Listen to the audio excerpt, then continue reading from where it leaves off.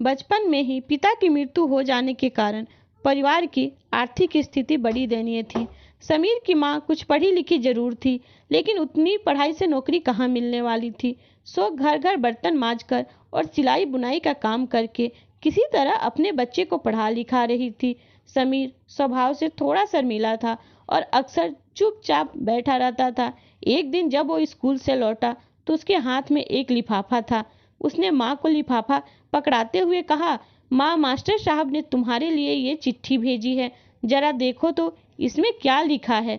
माँ ने मन ही मन चिट्ठी पढ़ी और मुस्कुरा कर बोली, बेटा, इसमें लिखा है कि आपका बेटा काफ़ी होशियार है।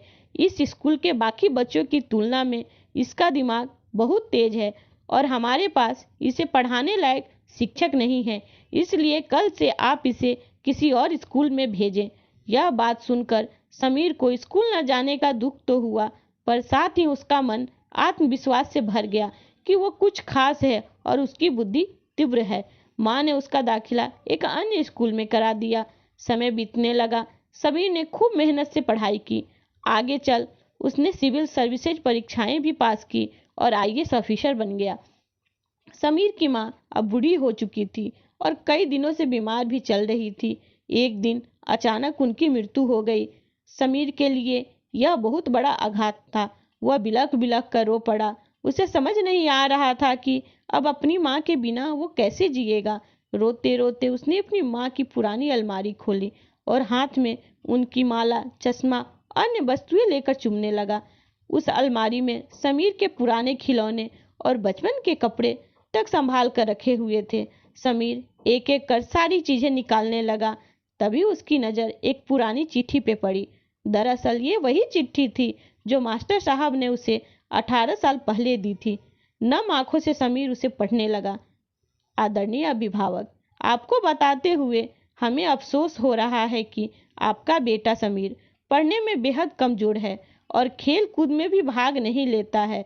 जान पड़ता है कि उम्र के हिसाब से समीर की बुद्धि विकसित नहीं हो पाई है, अतः हम इसे अपने विद्यालय में पढ़ाने में असमर्थ हैं। आपसे निवेदन है कि समीर का दाखिला किसी मंद बुद्धि विद्यालय में कराएं अथवा खुद घर पर रहकर इसे पढ़ाएं। सादर, प्रिंसिपल। समीर जानता था कि भले अब उसकी माँ इस दुनिया में नहीं रही, पर वो जहाँ भी रहे उनकी ममता, उनका आशीर्वाद सदा उस पर बना रहेगा। माँ से बढ़कर त्याग और तपस्या की मूर्त भला कौन हो सकता है। हम पढ़ लिख लें, बड़े होकर कुछ भी बन जाए, इसके लिए वो चुपचाप न जाने कितनी कुर्बानियां देती हैं। अपनी जरूरतें मारकर हमारे शौक पूरा करती है। यहाँ तक कि संतान बुरा व्यवहार करे तो भी माँ उसका भला ही सोचती है। सचमुच माँ जैसा कोई नहीं हो सकता।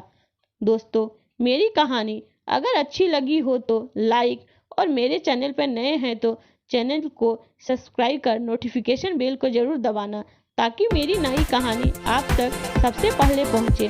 तो दोस्तों, मिलती हूँ फिर एक नई कहानी के साथ।